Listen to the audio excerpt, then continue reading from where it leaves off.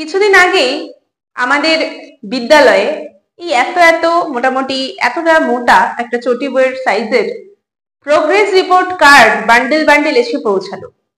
তার নাম 360 degree holistic progress report. বিষয়টা পড়ছিলাম, বিষয়টাকে বোঝার চেষ্টা করছিলাম, বিষয়টা নিয়ে ট্রেনিং শুরু হয়েছিল এবং ক্রমশ তোমাদের সামনে বিষয়টাকে তুলে ধরবো, এটাই উদ্দেশ্য ছিল। তার মধ্যে ফাইনাল পরীক্ষার একদম শেষে রেজাল্ট আউট হয়েছে, এমন সময় বাড়ি ফিরে দেখলাম যে আরেকটি নতুন শব্দের আবিষ্কার হলো, সেটা হলো ক্রেডিট বেসড সেমিস্টার সিস্টেম। এটা চালু হবে প্রাথমিক শিক্ষায় আমাদের পশ্চিমবঙ্গে এবং এর ঘোষণা করলেন মাননীয় গৌতম পাল মহাশয়।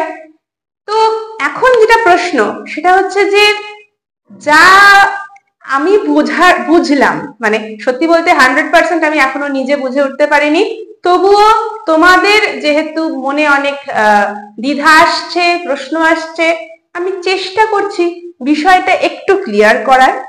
তো দেখা যাক যে কি ক্লিয়ার নিজে হতে পারি বা তোমাদেরকে করতে পারি। মোটামুটি 2011 সাল নাগাদ ন্যাশনাল কারিকুলাম ফ্রেমওয়ার্ক 2005 এবং রাইট টু এডুকেশন অ্যাক্ট 2009, এই দুটোকে মাথায় রেখে বা এই দুজনের একটা সন্তান জন্মগ্রহণ করলো, সেটা হলো পিকক মডেল, যেটা কিনা এফেক্টিভ হয়েছিল 2013-এ এবং সেই মডেল অনুযায়ী সিসিই চালু হলো, যেখানে আমরা ইতিমধ্যেই খুব পরিচিত ছিলাম সামেটিভ বা ফর্মেটিভ ইভলিউশনে। এবং হঠাৎ করে তারপরেই যেটা নিয়ে আলোচনা হলো, যেটা নিয়ে আমিও বোঝার চেষ্টা করছিলাম, যে holistic progress report card 360 degree এটা চালু হবে 2025 শিক্ষাবর্ষ থেকে আমাদের প্রাথমিক স্কুলেও। সেখানেও খুব সুন্দর করে প্রত্যেকটা শিক্ষার্থীর শিশু শ্রেণী, মানে একদম শুরু থেকে 5 অবধি তার গ্রোথ কোন কোন বিষয়ে ডিটেইলে কিভাবে হচ্ছে সেটা যেন ভালোভাবে রেকর্ড করা যায়, বোঝা যায়, তার একটা সিস্টেম আমরা চালু করতে চলেছিলাম। এমন সময় গৌতম পাল বাবু বললেন যে না, ক্রেডিট বেসড সেমিস্টার সিস্টেম, ছোট করে বলা যায় সিবিএসএস, চালু হতে চলেছে 2025 শিক্ষাবর্ষ থেকেই, কিন্তু এটির জন্য পাঠ্যক্রমের পরিবর্তন বা আর কি ইমপ্লিমেন্টেশন হতে পারে সেটা কিন্তু হবে 2026 শিক্ষাবর্ষ থেকে, মানে মোটামুটি আরো 1 বছর পরে। বেশ ভালো কথা।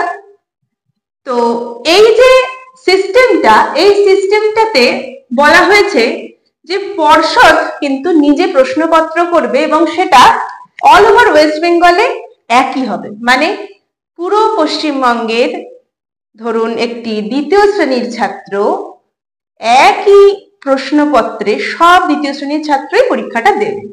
এটা খুব সাধুবাদ জানাই আমি, এটা ভালো একটা উদ্যোগ।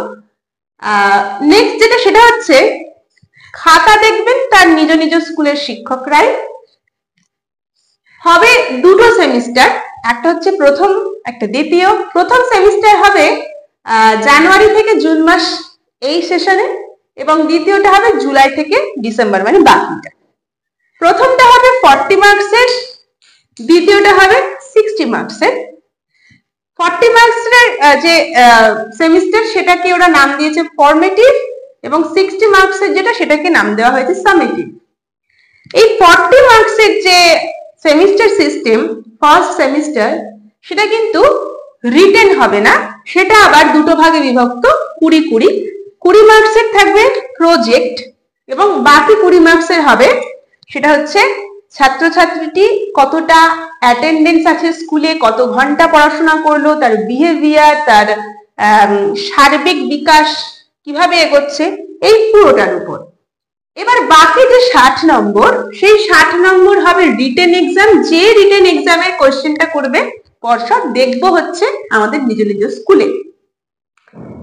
এই হলো ভেতরের কথা যেটুকু জানা গেছে। কিন্তু দ্বন্দ্ব হলিস্টিক রিপোর্ট কার্ড আর সেমিস্টার, এই পুরো বিষয়টা কিন্তু এক সুতোয় গাঁথা যাচ্ছে না, কারণ দুটো সিস্টেম পুরোপুরি আলাদা। তাহলে কোনটা থাকবে বা কোনটা থাকবে না, নাকি দুটোই একসঙ্গে চলবে? চললে কিভাবে হাতে হাত ধরে চলবে, একজন শিক্ষার্থীকে কিভাবে অ্যানালাইজ করা হবে? কারণ এখানে 40-60, কিন্তু ওখানের গল্পটা আলাদা। তাহলে এখন আমাদের শিক্ষকরা কিভাবেই বা তাদের মূল্যায়ন করবে বা ছাত্রছাত্রীদের এই যে ক্রেডিট দেবে, পয়েন্ট দেবে, এটা কিসের উপরে, কিভাবে, কত ঘন্টা? তাহলে নির্দিষ্ট একটি বিষয়ের, নির্দিষ্ট একটি পাঠের জন্য নিশ্চয়ই কিছু ঘন্টা অ্যালট করা থাকবে, কিছু সময় অ্যালট করা থাকবে, এই যে বিষয়গুলো। তাহলে এই তো 25 সাল পড়ছে, 2 তারিখ থেকে শিক্ষাবর্ষ ওপেন হয়ে যাচ্ছে, এটা কতটা অ্যাপ্লাই করা যাবে, কতটা এটার গুণগত মান শিশুদের উপর বর্তাবে, সেটা নিয়ে আমার একটু চিন্তা আছে বা আমার একটু ডাউট আছে।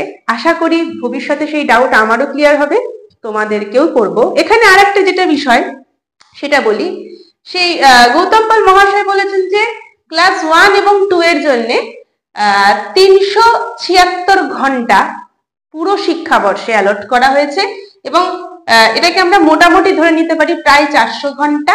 সেটা যদি একজন শিক্ষার্থী অ্যাটেন্ড করে তাহলে কিন্তু সে 13.5 পয়েন্ট পাবে। এবং যদি আমি পরবর্তী স্টেপে যাই, অর্থাৎ 3, 4, 5, তাদের জন্য 460 ঘন্টা পুরো শিক্ষাবর্ষে, এবং তার রেসপেক্টে সে পাবে 16.5 ক্রেডিট।